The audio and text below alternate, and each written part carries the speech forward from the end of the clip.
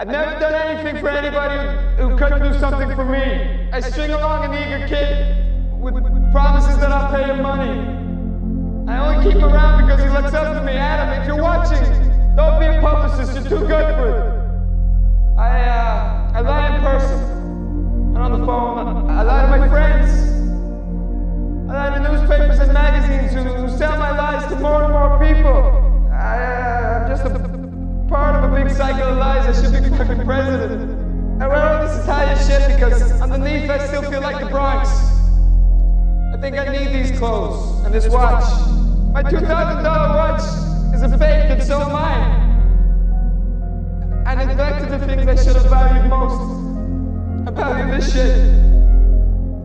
I take off my wedding ring, call Pam. Kelly, that's Pam. Don't blame her. I never told her if I was married, and if I did, she would have told me to go home. Kelly, looking at you now, I'm ashamed of myself. Alright? I mean, I worked so hard on this image on Stu Shepard, the asshole who refers to himself in the third person, that I only proved I should be alone. I've been dressing up as something I'm not for so long. I'm so afraid you won't like what's underneath. But here I am. I just fed to blood and weakness. I love you so fucking much.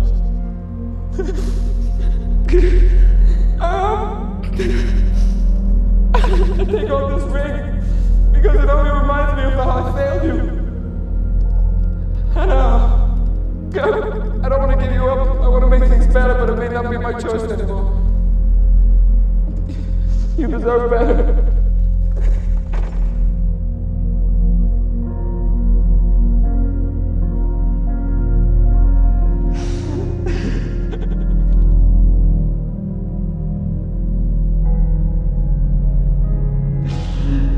You're not gonna let me go.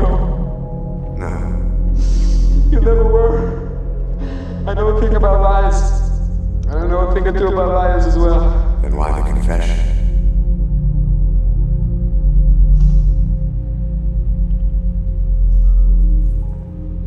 I didn't do it for you.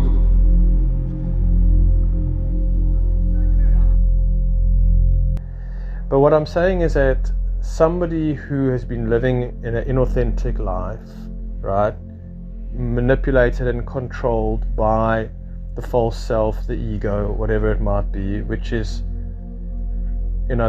also the unconscious, whatever you want to call it, and has been acting out in a certain way, which has been for selfish means and selfish gain and everything else.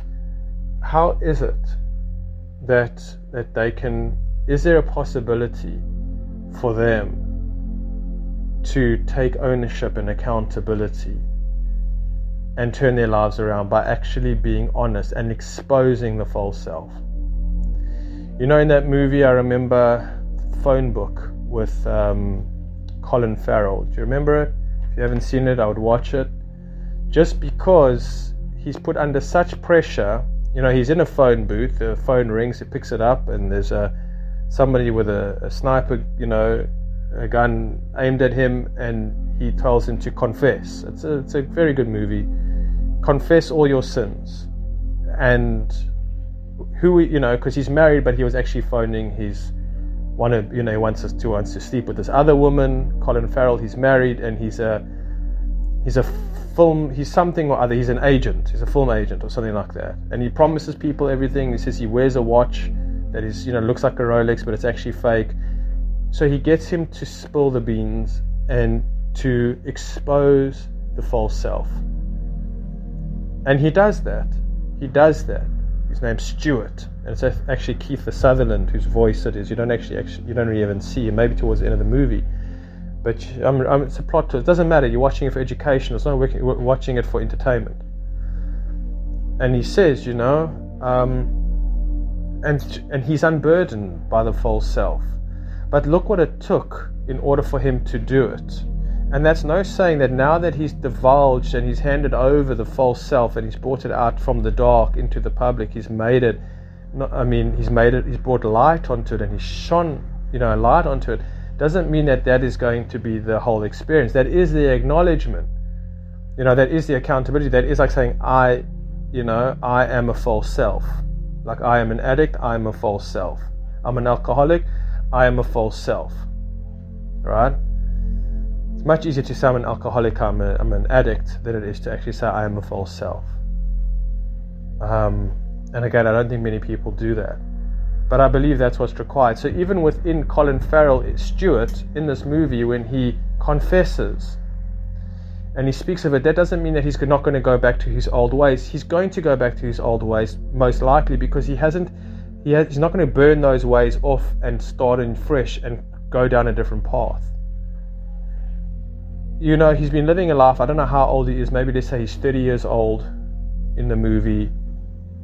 The character that he's playing is 30 years old, and he's married, and I can't remember if he has children. I don't think he does. But the people that his false self, the creation of what he's brought into the world and everything else, and the harm that he's caused, because again, we cause harm to some degrees or another, especially when children come into play. Because children become with great powers, great responsibility, Anyway, so the thing is that it's a very shameful place to be in, to have, to confess the ego out loud. It's very empowering, but it's a very shameful, it's a very embarrassing place.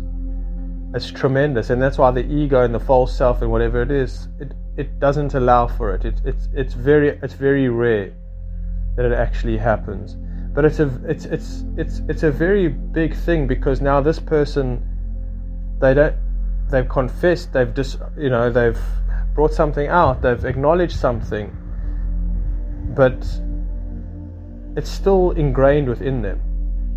I'm saying that, I'm repeating myself. It's ingrained within them, because they have to take more of a righteous life, a righteous path, and a path that they can feel good about themselves. It's one of the things I say to people in AA, is that people feel crappy about themselves. But look, you've been doing good, better, and you haven't been making your family worried, you haven't been beating your wife or whatever it is, you haven't been scaring your children, and horrible stories.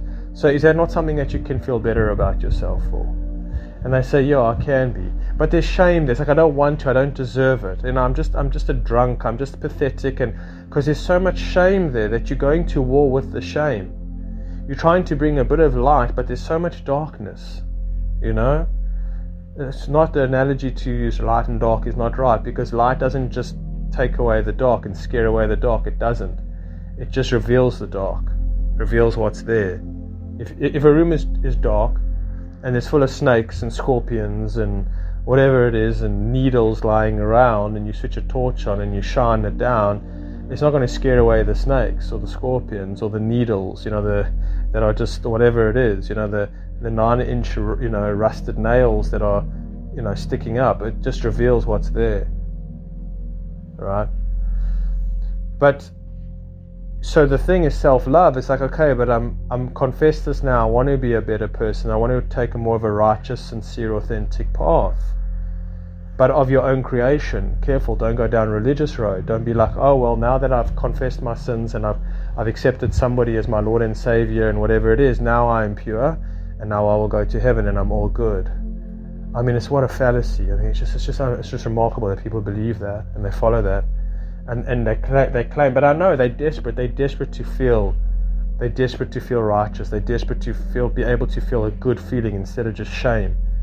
They want to feel something positive about themselves. I understand it, because they feel so terrible about themselves underneath it all. Of course they're going to. Of course, That's also the root of addiction. You just feel so darn awful that you just want to obliterate yourself. What your own existence or whatever it is. And I was like that once. So that's the thing, is that one has to look around and see the carnage that they've created. And I think for people that have created a lot of carnage and a lot of karma in their way, that they just can't do it, I'm afraid to say. I think it's a life sentence that you will always be this way, that you will never be able to have a Stuart moment in the phone booth where you can actually be, transformational in that way. There are psychedelics, but as we've learned and as I've read and come to know, that psychedelics are not they're effective for personal transformation, but again, people are working within a culture and society that's so much more toxic and influential. It's very hard. And again, even Rick Strassman, of DMT Molecule, when he did the tests in hospital with DMT and the whole thing, and he realized that I think majority of his patients who took DMT never actually changed their lives. It's very few. You might find somebody who's very obese, like on my 600-pound life, and then they decide, I'm going to lose the weight, and they lose the weight and they keep healthy, right? And they're a lot healthier, but are they necessarily a better person? You know what I mean? It's never just enough that, but it's something to feel good about yourself. But again, this path of consciousness and whatever it is, self-actualization, is not for everybody. It can't be for everybody because it's just so much. But that doesn't justify and excuse the people that are harming, that are doing tremendous harm. And it's okay because that's your old. Well, I don't know. It's messy, but in a way, I do feel sorry. I do feel sorry for those people in my life and I've tried to come into their life and say, especially this woman, in my life, well, she's not in my life, the mother of this child, and make her able to help her, make her feel good about herself. And that's always just what I've wanted. And I've failed tremendously. No matter how much love, no matter how much support, no how much whatever it is, I've seen that it doesn't make a difference. And I've created pain for myself because I'm pouring something into a bucket that has holes, and it just comes out, so I just feel futile in that, and I become cynical about life. But I just cannot believe that this person has refused to take accountability and responsibility and own up. And I'm saying, I will stand by you regardless, whatever you have to say, whatever you have to confess, whatever shadow you need to share, let out, whatever it is that you need to do, and how embarrassing it might be, I will still see for you for your true self, and I will support you, and I'll encourage you, and I'll stand by your side. But let's just have truth. Let's just have peace. Let's just have love. Let's just have goodness. Let's just have those things. Let's not have drama. Let's not have chaos. Let's not have toxicity. Let's not have projection. Let's not have stubbornness. Let's not have pride. Let's not have selfishness. Let's not have manipulation. Let's not play the victim. Let's just give yourself permissions, part of you, if language failed, in order to be free for just a moment, in order to embrace your true divine essence. Which has led me to believe that maybe that true divine essence is not there. This is what's the crazy thing.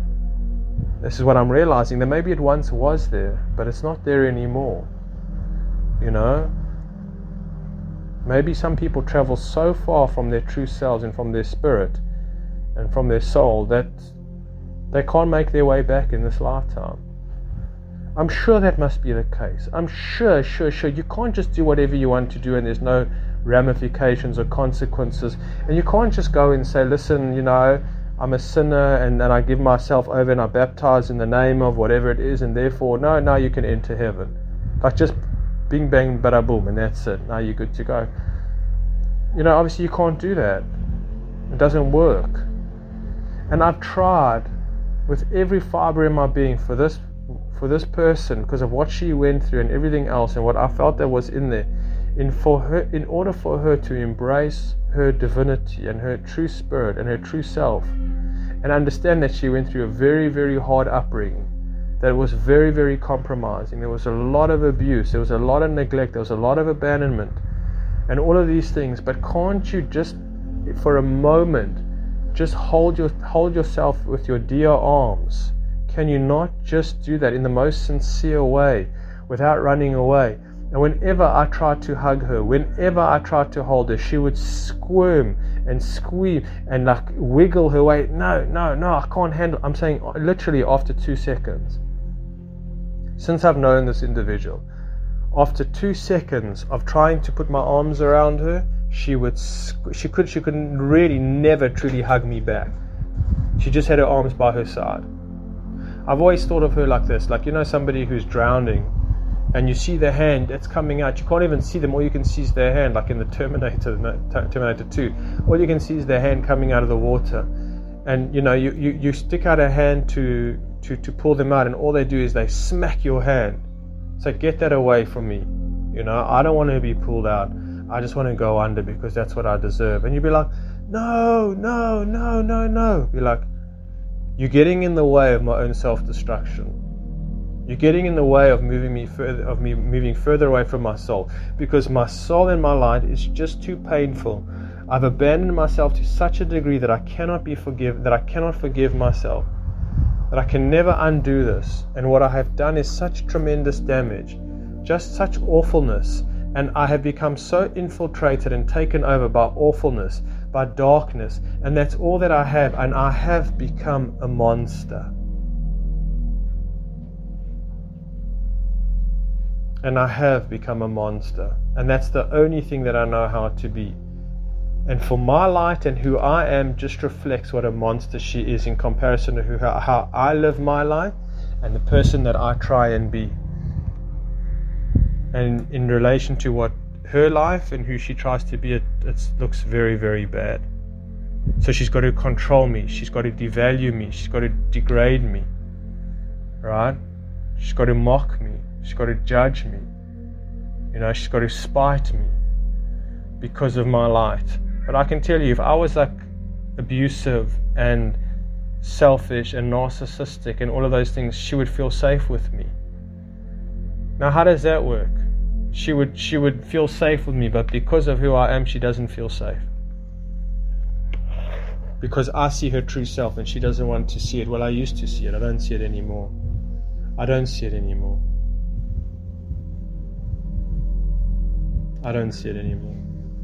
What a tragedy. But I've come to accept that tragedy. I've come to accept it. You know, and it's hard to let go of people and write them off. But what I've come to learn in the harshness of life, that in this incarnation, that this is the case. It's terrible. It's absolutely terrible. And it's not just her, it's other people as well. Members of my family to a degree or something or other. It's awful. And I'm sure in your own lives you needed to do the same. And I'm sure in your own lives how hard it's actually been to love yourself and forgive yourself. You know, for being complicit in your own self-sabotage, unknowingly, and whatever it is, and your own pain that you've inflicted upon yourself instead of love. You know, your own feeling of inadequacies, you know, insecurities, unworthiness, and that led you to feel, to just on a course of different kind of actions that was even more self-compromising and more further damaging. Yeah, so I mean when I'm engaged with these people and they hurt me, you know, it's not that I feel sorry for them then. In those times I just feel they are guilty and they belong in prison or whatever it is, you know, that kind of attitude. But then when I have a conversation like this and I think about things, but this is my problem, is that I used to empathize with them, I used to feel sorry for them, and I would forgive them. And I would say, forgive them, Father, for they know not what they do. Yeah. And then I'll be like, it'll be okay. It'll be okay. They'll be okay. They mean well. That's it. Oh man, did I justify such bad treatment of all they mean well?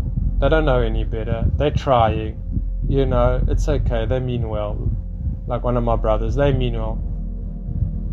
You know, they just, I don't know, that's maybe where agape love comes in, and that's what I once said, you know, that I practice an agape love. It's like an unconditional love no matter what, you know. But I'm not God. I can't love somebody who's out to hurt me and to degrade me, that their nature of their beast is something of destructive nature to me, and they can't help it. They're terrified of me because of my light. you know? It's very sad. It's very heartbreaking, because this is real. Again, this thing of self-actualization in the walk of truth or integrity of whatever it is, you know? The sincere life is not just something cool and hip and jive and trending or something like that. It's absolute heartbreak. It's an absolute heartbreak. Yeah. I don't know why. I don't know why she can't, and certain other people, why they just can't, and they refuse. Like that woman in America that I used to speak to. I don't know why. I mean, she's still young. She's still young. She's not even halfway through her life, and you know, like no matter how hard I tried and how many emails and voice notes I sent, all I got back was just like hate.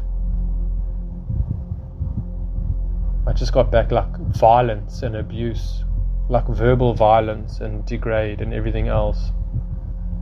You know, when I tried to pinpoint certain things out that don't serve her very well, and are not, you know, helping in her life. Did she lay into me? She held nothing back. She literally like labeled me as like a psychopath, basically. You know, they wants to like dance on her grave and type of situation, but like such disturbing things that just she say, and I just couldn't believe. I thought like, why is any of this necessary? Is that to the extent that this thing has gotten a hold of you, you know, that has taken hold of you, that you just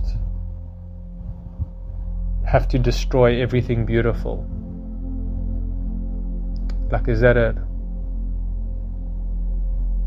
Is that the only thing that you're comfortable with? Is destruction, is control, you know, is violence, is chaos? Is that the only thing?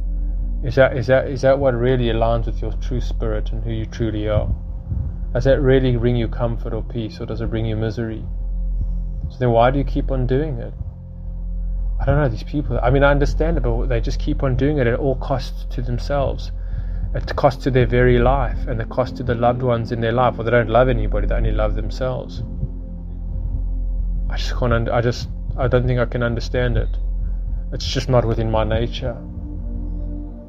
I can't identify with it. I can't explain it. I don't understand it. You know, again, rather reign in heaven than serve in, rather reign in hell than serve in heaven. And it's not even serving in heaven, but it's I'd rather belong in hell than I belong in heaven. And again, it's not that our light that we're most afraid of, as that quote says. It's not our darkness that we're most afraid of. It's definitely our light. And you know what? By that way, it's like the culture wins. The upbringing wins. The parents win. The matrix wins. Like you're just a child of the matrix, you know, because you are reinforcing the lie that you are worthless and insignificant and, you know, an empty vessel full of shame or something like that. That's you're just supporting that narrative, and they've got you. You are its servant, and you're playing out its role and doing the destruction that it's called for you to do. Self-destruction of your true self, and for the destruction of your life and those around you. And that's it. That's their loyalty. They'd rather remain loyal to that, just like Cypher in the Matrix. They'd rather go back into the Matrix than actually free people from it. It's like I'd rather want to make love to my... It's like Stockholm Syndrome. It's terrible. It's terrible. It's just awful. But it is the way of things, and so it must be that way. Anyways, I'm despairing myself here too much, and I need to go make something to eat. It's heavy, but we have to hold the heaviness and give it space and honor it, you know, because we've been asked, at least for myself, to carry a heavy weight, a very, very heavy weight, and that weighs heavy on the heart, very heavy on the heart. I don't feel any sense of like, oh, much better than you, or I've accomplished something, and and therefore you should. I mean, that's bullshit. Obviously, it's not even. That's whatever. It's even stupid to say. Like, people might think I'm gloating in my recordings, in my previous recordings, and oh well, look at me and preachy, and look at you, and whatever it might be. And I mean, I hope I don't come across that way. If I do, that's your problem, because I certainly don't have that intention whatsoever. For myself, I'd be so happy if I could give what I have and what I understand to the very people in my life. I don't know what could make me more happier. Really, I don't know what could make me more happier. I'm saying happy in the sense that I don't know if it would make me feel complete, but it would make me happier. It would bring me such joy. Such joy to see such their true spirit or their true nature, wherever it is, to come out, because I miss them. My being misses them. The world misses them. Not the world, but the real world misses them. And I don't know, the angels might look down upon, or not even down upon. I mean, we're probably in some kind of virtual system here, so it's like maybe we're on screens. Doesn't matter, either way, it is what it is, And they're looking, and they look, and they're just shaking their heads in disbelief. How somebody can just give up on themselves completely and entirely, and align themselves with the matrix and the darkness and the ego, and the pride and the stubbornness and all of those things, and immerse themselves in it, and not be able to be kind and compassionate and merciful and patient and generous and sensitive and vulnerable, like, no matter the cost, no matter the cost. It's just heartbreaking. I don't know. Anyways, let me go make something to eat, and thanks for listening. We'll chat soon.